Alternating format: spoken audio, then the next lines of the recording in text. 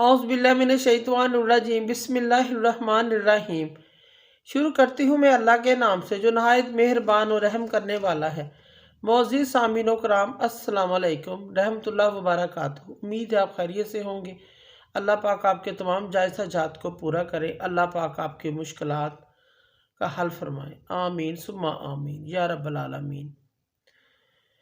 आज मैं आपकी खिदमत में सफ़ेद बालों को काला करने के लिए एक मुजर्रब नुस्खा, आजमाया हुआ नुस्खा, टोटका लेकर हाजिर हुई हूँ। आसान नुस्खा है, आसान टोटका है। जिसके बाल वक्त से पहले कम उम्री में सफ़ेद हो जाएं, काले बाल सफ़ेद हो जाते हैं, यानी कम उम्री में इनके बाल सफ़ेद हो जाते हैं।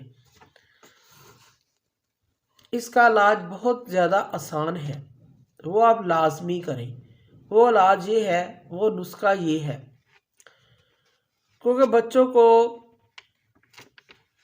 कुछ बच्चों को रेशे का प्रॉब्लम होता है, केरा गिरता है, दिमागी कमज़ोरी की वजह से भी बाल सफ़ेद हो जाते हैं। और कुछ के तो वैसे ही हो जाते हैं कुदरती तौर पर, पैदाइशी तौर पर। लेकिन आप इनको सफ़ेद बालों को काला कर सकते हैं। आपको परेशान होने की ज़रूरत नहीं है। नुस्खा ये है, नोट फरमा लें। सबसे पहले आप आलूओं के छिलके जमा कर लें। 2-3 दिन के पड़े हों तो संभाल कर रखें। इनको 2-2.5 कप पानी लेके अच्छी तरह उबाल लें, पका लें। जब 1 कप पानी रह जाए, थोड़ा सा पानी रह जाए, तो पानी को ठंडा कर लें। सर के बाल हो या दाढ़ी के बाल हो, वहाँ पर पानी लगाएं। कम से कम 30 मिनट तक पानी लगा रहने दें।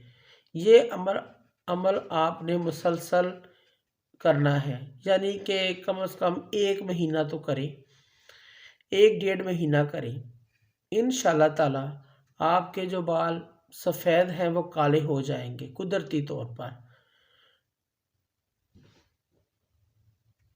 और नए बाल भी आने शुरू हो जाएंगे। मौजूद सामीनो कराम, अगर आपको हमारी वीडियो जो अच्छी लगी है, पसंद आई है, तो इसे ज़्यादा से ज़्यादा सदका जारिया समझकर लाइक करें और शेयर करें। अल्लाह पाक आपकी मुश्किलात का हल फरमाए। आमीन सुम्मा आमीन। जज़ाकल्लाह।